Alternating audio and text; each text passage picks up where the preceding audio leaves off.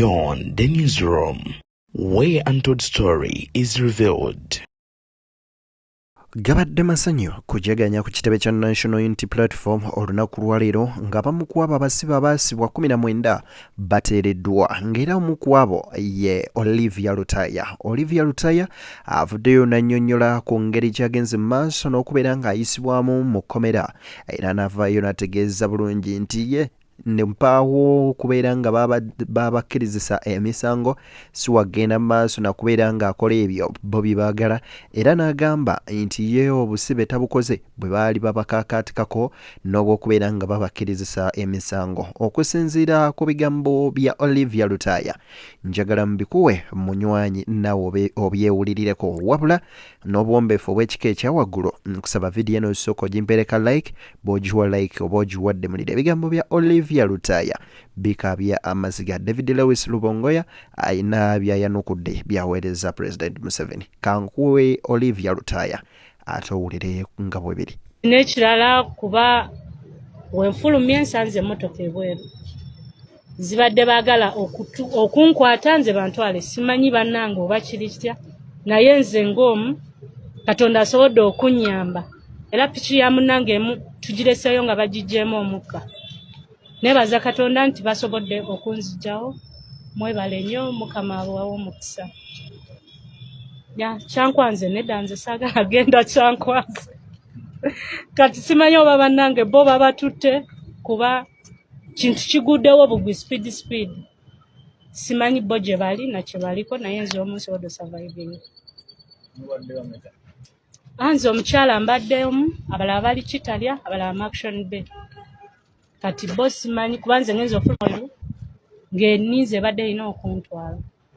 Kati simanyi balenzi oba babatutte oba tebabatutte naye nga kyentegedde nti ffenna tuteereddwa kuba lisiti y'amanyi abagindaze bonna nga kwebali be tutamanyi wa gye bali right now. Kyekyo teyanze omu ku abo abaaniriza Olivia Lutaya okuli David Lewis Lubongoya ngono ye muwandiisi w'ekibiina kya National Unity Platform Koteka Kyagulanyi Center Bobi Wine president waakyo bavuddeyo ne bategeeza nti newankubadde nga abasibe bano babakkirizisa emisango gye bataza ne President Museveni Kaguta akimanyi butereevu nti mpaawo omusango nagumu gugenda mu maaso nakubeera nga gubavunaanibwa. Abantu Museveni akimanyi tebalina musango gwonna gwe baakola nga bwe tubadde tubagamba ebbanga lyonna babadde banoonya butya bwe babata nga banoonya anyway gye basobola oyitiramu kubanga bakimanyi bulungi nnyo ebbanga lye basibidde bano abantu singa bavudde mu kkomera nga tebakkiriza emisango byebintu bye bateekawo bali bakimanyi bulungi nnyo nti bano bantu bagenda basuwenga for malicious prosecution. Kati ne bagezaako okunoonya engeri yonna gye basobola okubata. Kyova olaba n'abo bennyini omwenda abakyaliyo buli lunaku babatuukira ne bagamba bakkirize emisango babate. Kakati babadde banoonya anyway possible kwe babateera era bavaayo luli wakiraba ne bagamba nti bana bakkirize emisango ne baba sentensinga emyezi 4 abamu emyezi 3 ne wiiki nga zizo ne bagamba tebagenda nazisavinga wabula Museveni agenda kuddayo akole pardon. Naye laba ebbanga lye bamaze mu kkomera obulamu bwabwe ono Olivia Lutaya tubadde tumwogerako ebbanga lyonna alina abaana 2 alina okulabirira famire.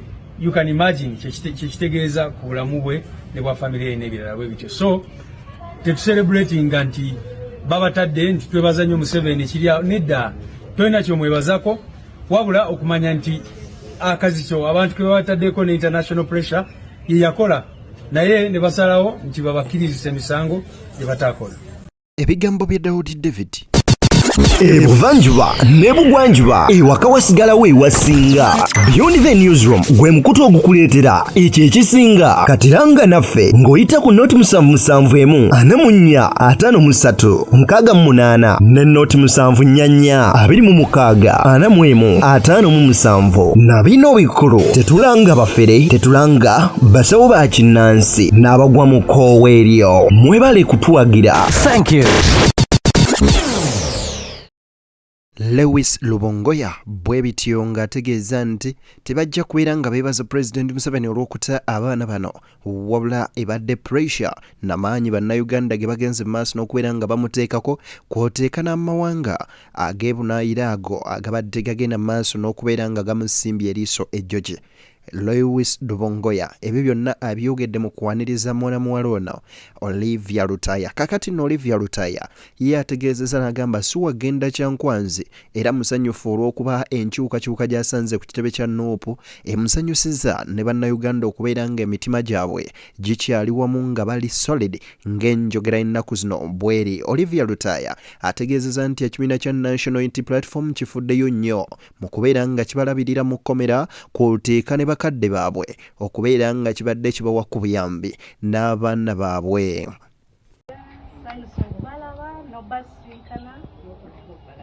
Aya amanya Lutaya Olivia omu ku be baasiba ebyobufuzi. So ndi musanyufu olunaku lwa leero nteereddwa era obusibe sibukoze bwe baali mu convictinga sibukoze.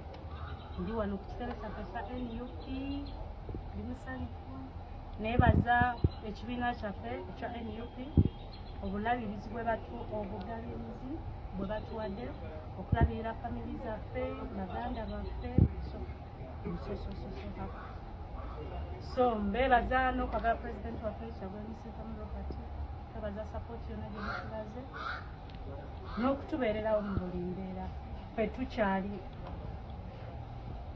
ekyo kye tuli era kye tuli. Omaze ebbanga kimukomera myaka giri mwena naye era tetukyukanga ekyatusibya tukyali ku mulamwa ogw'okuba nti twagala okukyusa eggwanga lyaffe era tukyali ready wadde tubadde mu kkomera eryo ebbanga lyonna.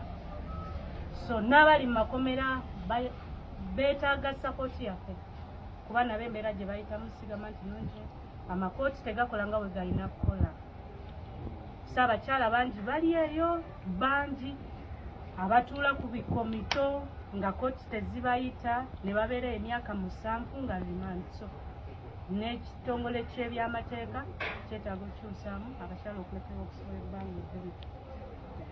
Tulikayo Olivia banange Olivia Lutaya tumwaniriza. Wakati mu ssenyo n'akamwenyumwenyu eri abakulembeze b'ekibiina kya National Unity Platform nga bandiza Olivia Lutaya ne banne abateereddwa ate mu ttuntu ly'olunaku olwaleero wali eri ku Kampala Parents gabadde maziga na biwoobe ng'abasomesa bagenda mu maaso n'okubeera nga beekalakaasa nga bagamba bagezezzaako enfunda eziwere okutuukirira omukulu w'essomero Sudeero Lupaleria ku nsimbi zaabwe ez'omusaala nga mpaawo mwannange abaddamu. Bano bagamba nti ge bakaaba ge bakomba tebakyalina kidda eri mumwa kw'oteeka nno munnange kye bateeka mu zaamugula. Abasomesa bagamba bo si baakudda mu bibiina yadde okuwa abaana ebigezo mpaka nga bamaze okubeera nga bakola ku ky'omusaala gwabwe. I teach Kiswahili at Kampala Parents School. It's unfortunate that me as a teacher of Kiswahili, I teach the whole school alone. I teach so far 18 streams Kiswahili language. That is very bad. But to be on point, all these teachers that you are seeing here, they are doing a lot of work. They reach here at school 6 in the morning. They leave here sometimes at 10 in the night. But if they can tell you what they are being paid, you cannot even imagine. We have people here who are paid 200. We have people who are paid 600. We have people who are paid 800, maximum 900. When you are doing all this work at school. Have you tried to talk to the head of the school and the leaders? And we even wrote a letter to Sudil after passing through all the administration, but we seem not to be heard.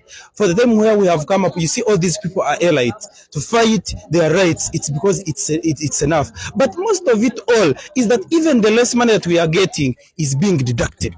These teachers that you are seeing, most of them are sleeping in slums. They are sleeping in Kamocha. They are sleeping where there is no teacher who can afford to sleep in a good place. There is no teacher here, or there is no any worker here who can even afford to educate the child in this school because what we are paid is just a peanut.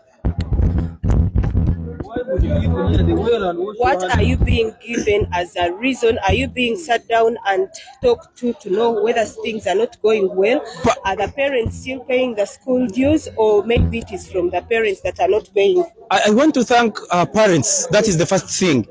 If a parent doesn't pay the money at the very first start, the child is going to be chased. Personally, as I talk, yesterday but one, I was closed indoors by an Indian who pressurized me that once I communicate on the group, he's going to do something on me. I had to go on police and report. But this is a school where State House is educating children. This is a school where even ministers are educating their children. First and foremost, me, I'm calling for President Museveni. I'm calling General MK. That's where I lie. I'm advocating for the rights of employees. How can employees oboolyawo mu bulamu bw'ensi eno nga gwe weegomba ate naye embeera gy'ayitamu ekyamazima amatuufu tewoomesa nakabululu. Abasomesa ku Kampala Parents embeera eyo gye bayitamu abakolera omugagga Sudil Binyonkondo bifeekera.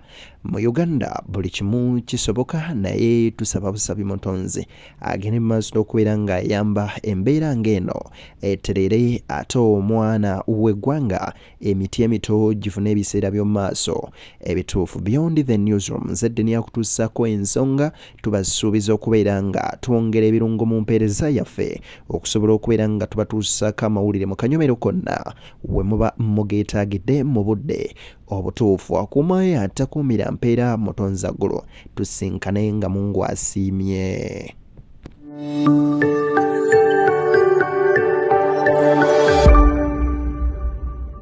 Beyond the Newsroom, where untold story is revealed.